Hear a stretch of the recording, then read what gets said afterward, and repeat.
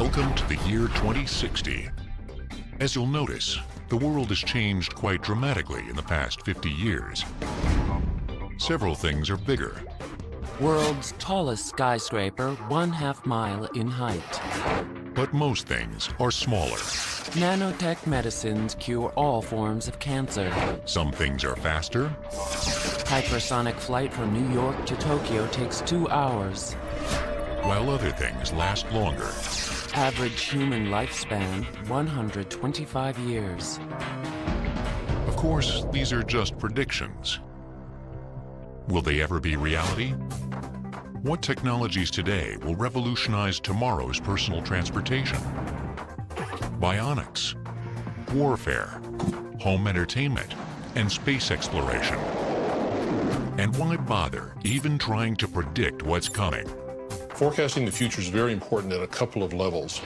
If you can't anticipate what's going to happen, you're going to be stuck reacting to what's happening. A good place to start on your road trip into the future is on the road.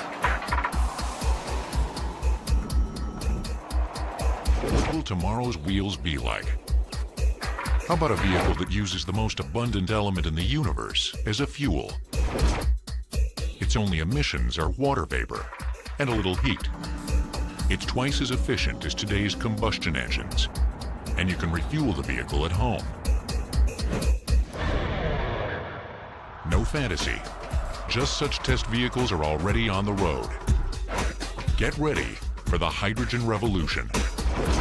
The hydrogen fuel cell vehicle is going to do to today's cars and trucks what today's cars and trucks did to the horse and buggy of 100 or 150 years ago.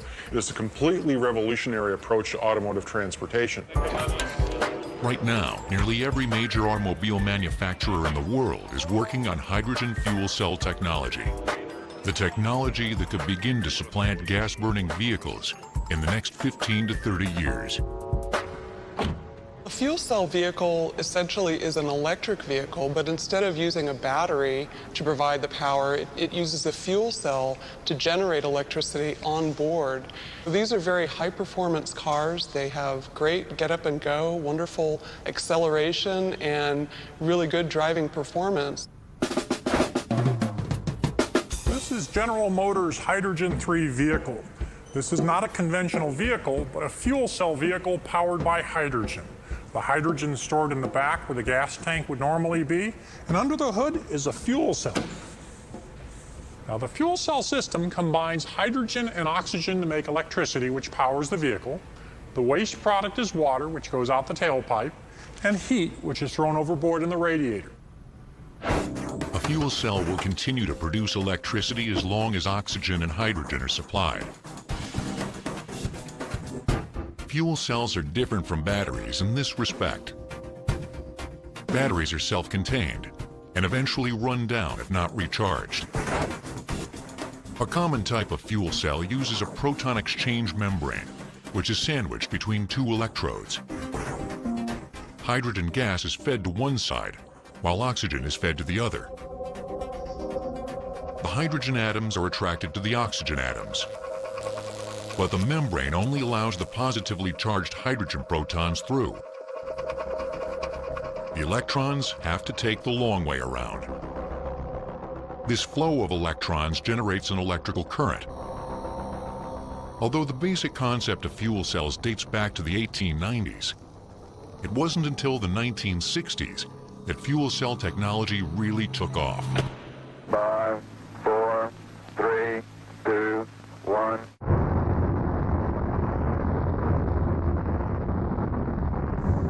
NASA, looking for an alternative to heavy batteries, used fuel cells on the Gemini missions, and later on the moon missions, and eventually on the space shuttle missions. One side benefit, the byproduct of the fuel cell is drinkable water. But back on the ground, this car can go 96 miles an hour and performs like a conventional minivan. It's impressive, but engineers still have several technical speed bumps to overcome before you're kicking the tires of your new fuel cell vehicle. The challenges that confront us right now are onboard storage of hydrogen. How much hydrogen can you store on board a vehicle to give it the range that it needs? We have to lower component costs so this vehicle is more affordable. A robust national refueling infrastructure is also extremely critical. Hydrogen can be produced from diverse sources, including coal and natural gas. Hydrogen can even be produced by electrolysis, passing an electric current through water to break its molecules apart into hydrogen and oxygen gas. It could be what frees the country from dependence on foreign oil. But today, hydrogen production isn't as green as it might seem. Right now, most commercially produced hydrogen comes from natural gas. If fossil fuels are used in the production of hydrogen and the process generates air pollutants, we're perhaps no better off. That's why the goal of many environmentally conscious researchers is eventually to produce hydrogen entirely from renewable sources. Renewable sources include wind energy, solar energy, geothermal, ways of making electricity. Of course, that electricity then can be used to produce hydrogen from water. Another challenge is building a hydrogen infrastructure from the ground up. California Governor Arnold Schwarzenegger believes he has the answer. I will sign an executive order creating a public and private partnership that will create hydrogen highways all over the state of California by the year 2010. Governor Schwarzenegger's plan for a hydrogen highway calls for 150 to 200 hydrogen refueling stations strategically placed along California's highways.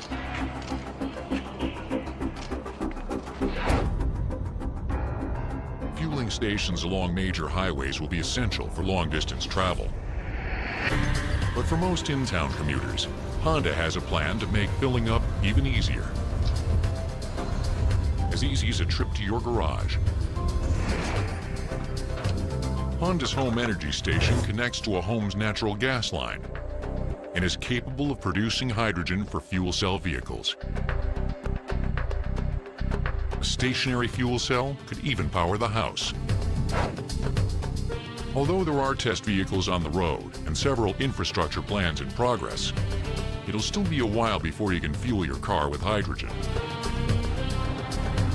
Fuel cells are still extremely expensive. If a hydrogen fuel cell car was for sale today, it'd probably cost hundreds of thousands of dollars. Time and technological breakthroughs will bring prices down, but it could take 15 to 30 years before practical and affordable hydrogen fuel cell vehicles are available to the public. Hopefully, the promise of a hydrogen economy is worth the wait. The idea of being able to have pollution-free driving and in fact having a diverse source of hydrogen, I think is pretty darn exciting, and I think people would love that. Now, unfortunately, it doesn't help you with the congestion, so you wouldn't be able to go faster anywhere. That's when a future flying car would really come in handy. Right now you have three different kinds of vehicles. You've got a car that goes along the ground, you've got an airplane that takes you from point to point, and then you've got these huge government-financed things that take us up into space. The future brings us the convergence of those three vehicles into one. A car, plane, station. That could reduce a commute from Boston to New York City from 4 hours to 45 minutes. So how do we get the wheels of technology turning? Well, the real issue is how do we get rid of the wheel? Because the wheel is a cause of tremendous friction. With nanotechnology, one of the things that we may be able to do is get rid of pavement by implanting the maglev repulsion wires in the grass and turn our highways into grass. Every car will be networked. Vehicles will run on automatic pilot, allowing cars to travel closer together and at incredible speeds. So say goodbye to speeding tickets and traffic accidents. In the future, there's no such thing as speed limit. Like the car of tomorrow, in the future, many things will think for themselves, including robot war fighters. Like it or not, the machines are coming. The history of warfare has shown that the force with the greatest technological advantage usually wins. Now the U.S. military is working on what could lead to the most deadly weapon on the battlefield by 2025. Robot 3. Welcome to the future. Okay, so the research prototype looks more like the Jetsons' Maid than the Terminator. But don't let his calm exterior fool you. His robotic offspring could one day roam the battlefield, hunting down enemies, and yes, killing them. The Pentagon is spending billions of dollars in the pursuit of robotic technology that will one day lead to autonomous warfighters. In the military, we're specifically looking for things that are dangerous or boring or hazardous to the human, and we try to let the robotic system take over in those areas. The main advantage of the robot is it saves lives, and it's also a force multiplier. It doesn't get emotional, it doesn't panic and pull the trigger because it's afraid. It's more cold and calculating, and in that sense, hopefully more able to make the right decision. Robot 3 is the product of 25 years of research. He's an autonomous research prototype developed at the Space and Naval Warfare Systems Center in San Diego, California. With various sensors, he's the first robot to be able to detect a potential threat, Initiating search and destroy mission. assess the threat, Seeking primary target vulnerability. Target lock acquired. Commence firing. and respond to the threat. For this demonstration, the threat happens to be a soda can. Commencing search for secondary target. But future tactical autonomous combatants, or TACs, will handle real weapons and real threats. The issue, basically, of a robot equipped with a weapon is somewhat controversial. Our current strategy right now is to maintain a human in the loop at all times, to monitor the actions of the robot and make the final decision as to whether or not that truly is a combatant before you take action. When we talk about robots, people like to think of automatons. They like to think of bipedal, two-legged, two-armed, one-head kind of thing, something like Schwarzenegger in the Terminator. We think robots could be very small. They could look like insects. They could look like trucks. They could look like airplanes. Hundreds of teleoperated machines are already serving in Iraq and Afghanistan, checking bunkers, searching buildings, and digging up roadside bombs. However helpful, these machines are remotely controlled, each by at least one soldier. The goal is to make autonomous machines, TACs, capable of thinking for themselves.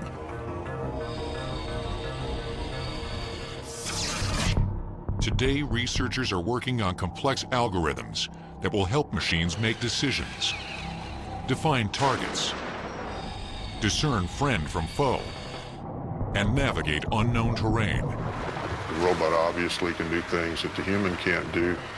There will always be some things that a human can do better than a robot. By putting them together in a team, you can send the robot in to do the dangerous stuff. One autonomous robot already in service is the Mobile Detection Assessment and Response System, MDARS. This is the MDARS exterior robot. It's an autonomous security robot which patrols around fixed site installations in the continental United States. Patrols perimeters, randomly patrols. There's no human operator driving this machine. It basically runs by itself. It navigates using the Novatel RT2 system, which is good to accuracies of about 2 centimeters. We have a number of application payloads that go on here. This is a remotely operated weapon This is a non-lethal replica of the weapon in here now. You can remove this cradle here and drop in the actual weapon, which looks just like this. We have a number of systems on here for collision avoidance. Basically what that means is they're looking out ahead of the system to be sure there's nothing in the way. We have a marsupial carrier on the back, which has a Urbot, man-portable robot in it. This allows this diesel-powered system to carry this robot down to a point and release it where it can go into places this system can't fit. Underground, in culverts, bunkers, tunnels, inside of buildings. Allows us to put a sensor pretty much anywhere we want to. The robots on the battlefield will serve roles from pack animal to protector. But they will all be connected, sharing information with each other. One urban warfare scenario is to have automatic cannons protecting troops occupying a hostile city. When an enemy fires on U.S. troops, the humans take cover. But these robots, which are linked, triangulate where the shot came from and instantaneously return fire. Insurgent fires a shot. Before that insurgent can drop his rifle and run, a grenade is coming through the window. So you effectively made the insurgent pay a very high price for messing with anybody with a robot. But what happens if one short circuits? What happens when armed robots become smart enough and decide we're no longer useful and start decommissioning us? Is that just science fiction? Science fiction does precede science fact. 20 to 30 years from now, we will have the ability to mimic the human brain. Whether we'll be able to put the intelligence and the ability to discern friend from foe, that's going to be the real question. Humans can't do it right now, so how do we expect robots who would imitate human intelligence to do it? It's going to be a real challenge, and many people are very afraid of sentient robots.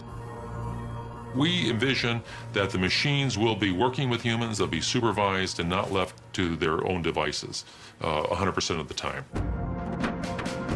There are several technological challenges to overcome before the armed autonomous robot warfighter hits the battlefield. But don't fool yourself. The machines are coming. The question again is not a matter of if we'll have this, it's a question of when. And we are inexorably marching technologically toward that. Target lock acquired. Commence firing.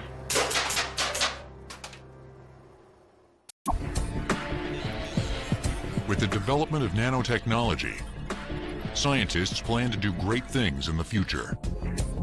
Cure cancer, help feed the starving, and of course, build a kickin' home entertainment system.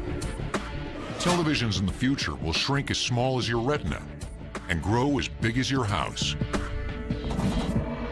Instead of your television being in your living room is going to be in your television. We are now at the point where materials are being invented that can serve as television screens no matter how large or small they are. So we will be painting or rolling up screens across walls, floors, and ceilings. You will be able to walk on them. You will be able to hang pictures on them, but you won't actually have to do that anymore because the pictures will actually be projected as part of the screen. So when you walk into your room, you will actually be able to walk into a completely different room if you want to program it that way. And that's going to be the big change.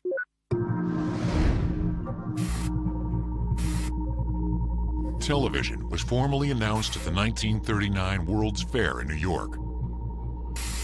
In the next half-century, people will see as well as hear around the world. Newspapers, magazines, mail, and messages will be sent through the air at lightning speed and reproduced in the home.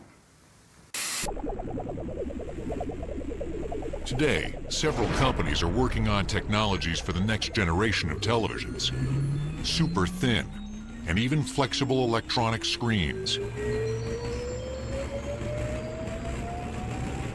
Organic light-emitting diode, OLED technology, might lead to bigger, brighter, thinner, and more colorful displays than even LCDs in the future. OLEDs work by sandwiching organic material between two electrodes. When electricity flows through the organic material, it glows. Several companies have test models. This 13-inch Philips prototype is only 1 millimeter thick. The Universal Display Corporation is even working on flexible OLED technology, using pliable substrates such as plastic film.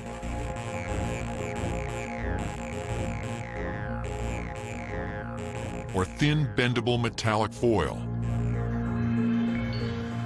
Imagine one day rolling up your 20-inch computer monitor and throwing it in your backpack.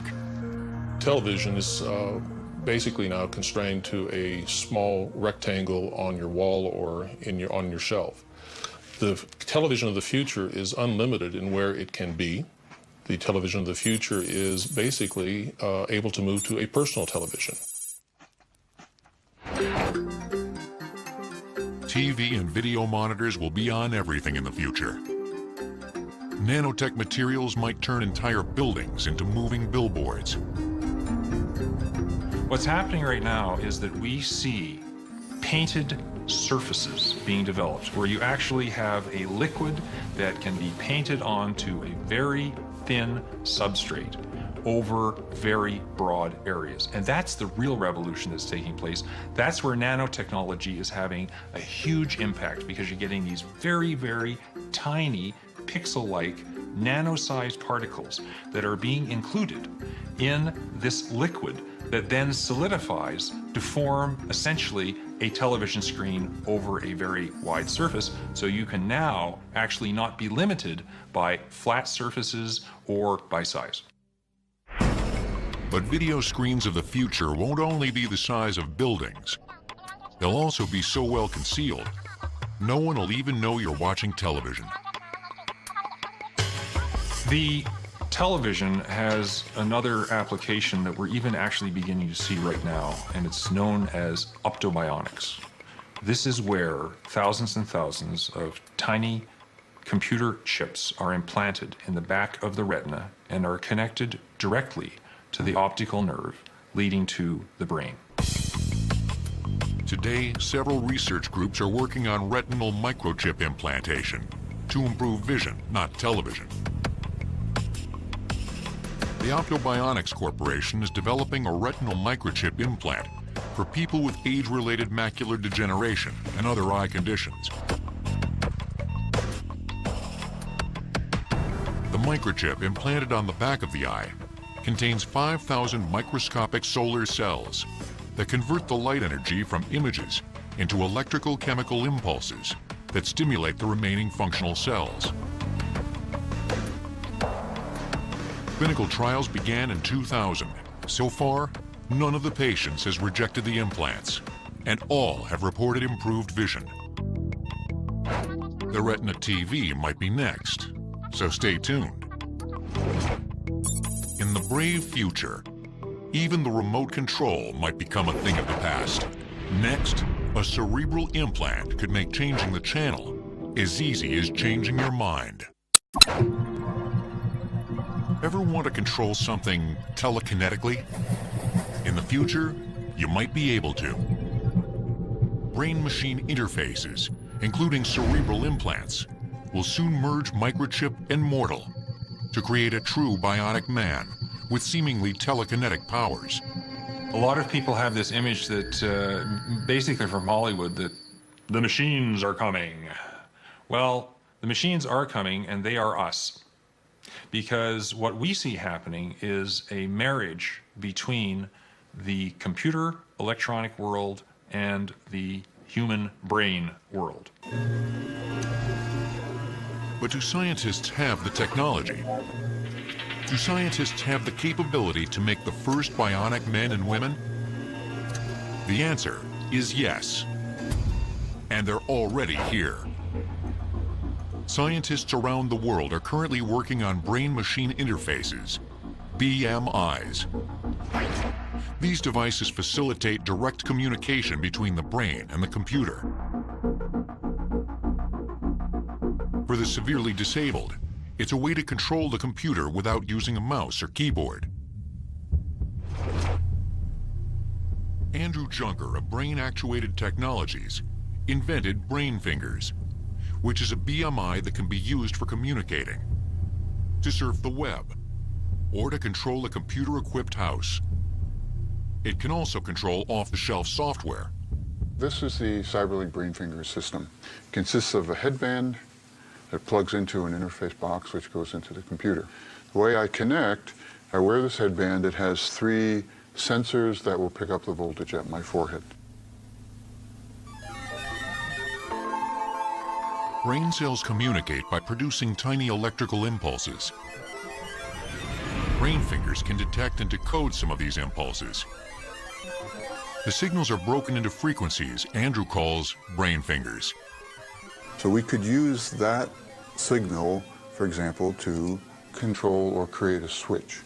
What's shown in this display is that muscle signal as it moves across the screen. And in the simplest case, if I raise an eyebrow quickly, I have a switch. You notice that when I go up, switch comes on. Up, switch 1 on. Mapping these electrical impulses to computer commands allows a user to control the machine. For instance, a user can tell the computer a quick glance right moves the cursor right, and raising an eyebrow moves the cursor left. A slight tightening of the jaw raises the cursor, and relaxing the muscle makes the cursor fall. Now the person has full control of a mouse. Take it up. But perhaps an even more amazing attribute of Brain Fingers is its ability to pick up and decipher the frequencies or brain waves generated by the brain. Brain Fingers reads alpha and beta brain waves, which can be thought of as different states of mind. When relaxed, the brain produces more alpha waves. When the mind is mentally excited, alpha goes down and beta comes up. By mapping the electrical impulses as well as the fluctuations of alpha and beta brainwaves to computer commands, Brain Fingers can control commercial software and games. Using Brain Fingers is as easy as slipping on a headband. But there's a more extreme BMI on the horizon for those willing to go under the knife to get it. One person already has. Meet Matthew Nagel, the real bionic man. He might not have computer-augmented supersight, but he does have a neural sensor implant and a direct connection between his brain and a computer. Matthew is a quadriplegic, paralyzed from the neck down. In 2004, he became the first recipient of a BMI implant called BrainGate. BrainGate actually taps into the real signals that orchestrate hand motions. The idea is to tap into the part of the brain that gives the commands to move your hand. This reddish strip right here is called the motor cortex. This is the part of the cerebral cortex that controls movement, and it's separated into subdivisions so that control of your leg is from up here, control of the arm is down here, and control of the face is down here. So if we're interested in signals for controlling the arm, we know right where to go. Equipped with a roadmap of Matthew's brain, a neurosurgeon cut a hole in his skull and implanted a tiny sensor with 100 hair-thin electrodes. The electrodes penetrated into the surface of his brain. The sensor was attached to a connector, which was fastened to the patient's skull. 1 month after the surgery, the team held their collective breath as Matthew was plugged in for the first time. After being cut off for 3 years, doctors weren't sure Matthew's brain was still sending readable signals. A nearby cart held the components that would hopefully convert his brain language into something the computer could understand. When we recorded from his motor cortex and asked him, think about moving left or think about moving right, we saw that the brain activity changed. So this was a fundamental step. When we saw that, we knew that we could decode the information, interpret it as if it were hand motion, and then allow him to use his thoughts to control a computer cursor. Within days, Matthew could move the cursor around by just thinking, left, right, up, and down. Next, I'm going to paint a circle.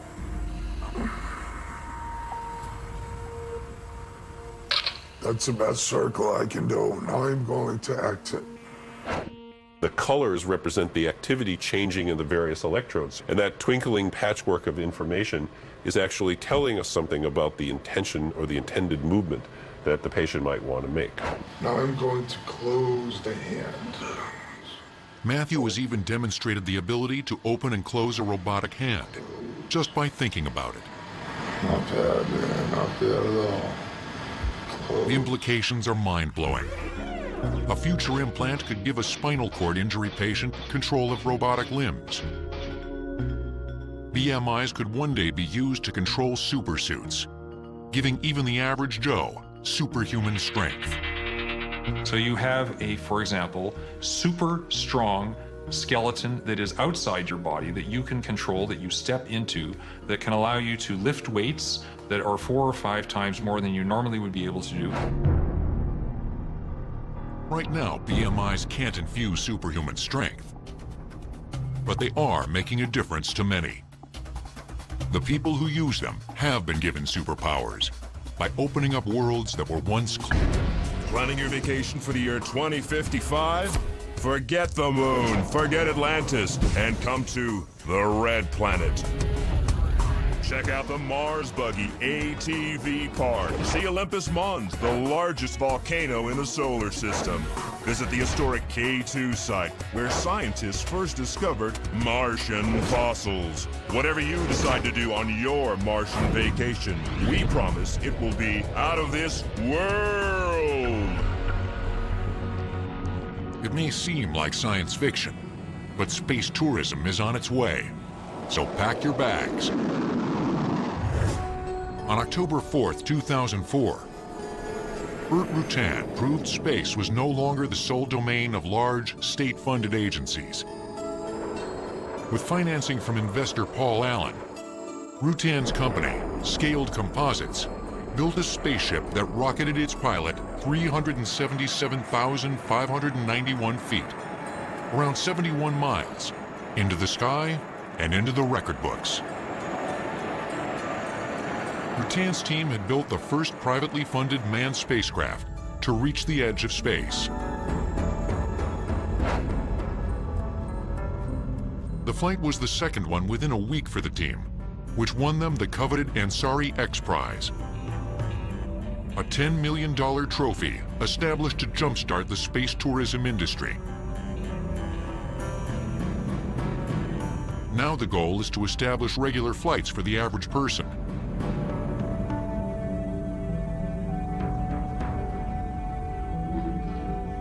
Commercial flights could begin in just a few years. Estimated cost for a seat into space, $200,000. An orbiting space station luxury resort could be next.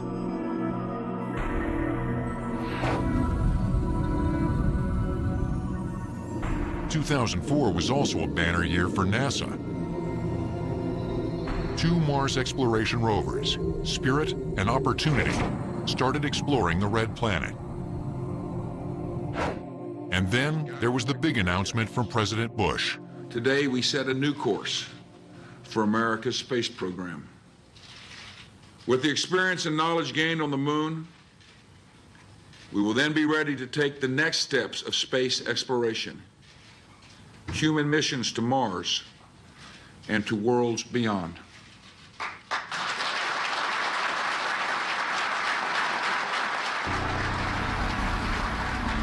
The President's commitment for a manned mission to Mars included building a new crew exploration vehicle, establishing an extended human presence on the moon, and eventually going to Mars.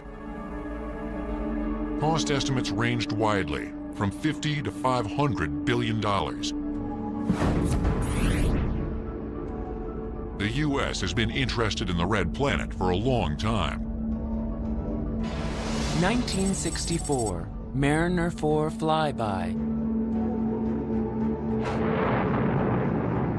1975, Viking 1 and 2 missions. 1996, Mars Pathfinder.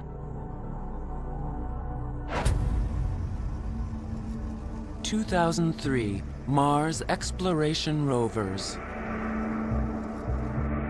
Future missions will be even more ambitious. There are a lot of problems to be solved, a lot of very exciting challenges. And this is not a time where we can arbitrarily throw out any potential answer. 5, 4, 3, 2, 1. We have ignition. One challenge is trying to reduce trip duration. Right now, the journey takes 7 months, each way. Once on the red planet, time will also be an issue. When people are on the surface of Mars, every work hour is going to be a very precious commodity. So you certainly don't want to engage those people doing mundane things. One of the models would be that you actually send robots and a lot of the infrastructure that people will count on ahead of sending the people. Robots could set up prefab habitats even before the first crew arrives. Various groups of engineers, architects, and dreamers have developed concepts for the first Martian base, including this one from the Sasakawa International Center for Space Architecture.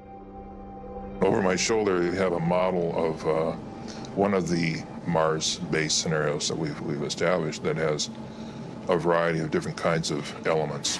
Some of the larger ones are what we call pneumatic structures. Upon arrival, it will deploy, it will inflate into a larger structure. We also may look at telescoping structures, and they extend out. Most designs are still on the drawing board. But located in a Mars-like environment in the Utah desert, a Martian base already exists. Simulations at the Mars Desert Research Station bring space exploration down to Earth. The Mars Desert Research Station, or MDRS, is a simulated Mars base. So that's basically a facility where engineers and scientists can test procedures and equipment and similar things in preparation for building the first actual Mars base. The MDRS was established by the Mars Society, a private organization of specialists and researchers whose goals include promoting the manned exploration and settlement of Mars.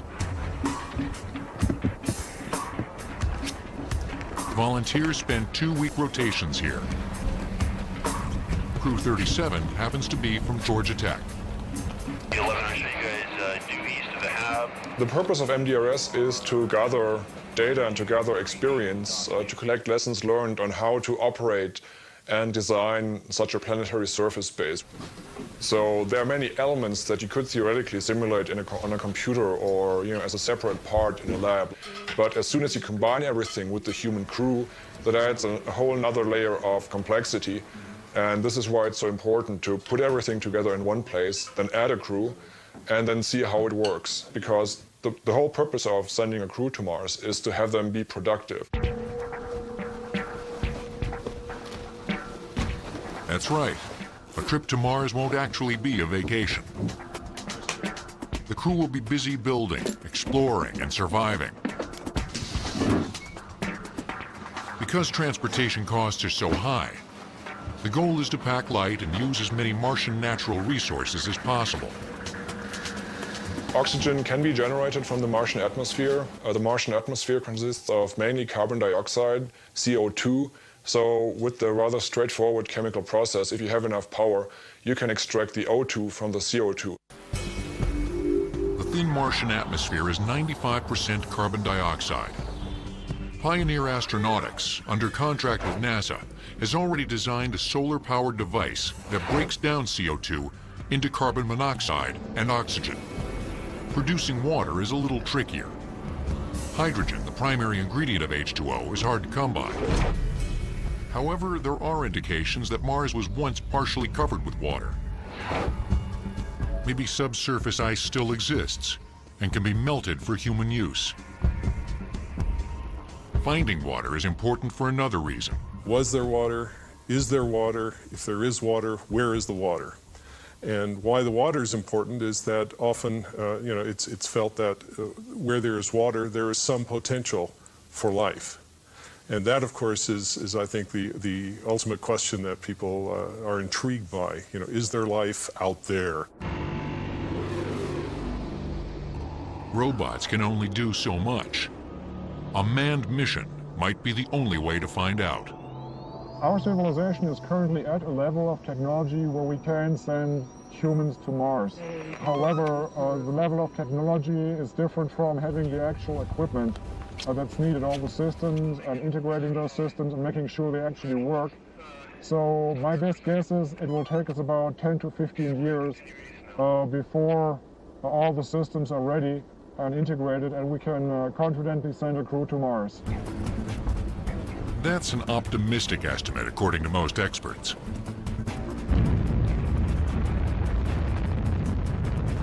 That's the trouble with trying to predict the future. It only takes time to be proven wrong.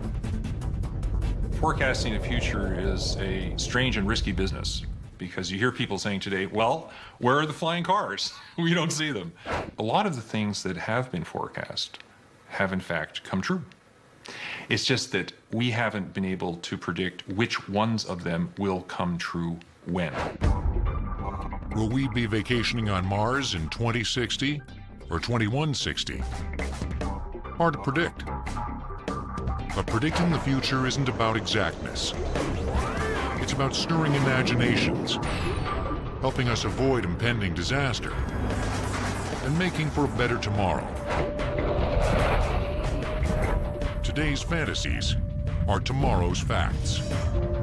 So the sooner we get dreaming, the sooner we'll reach the stars.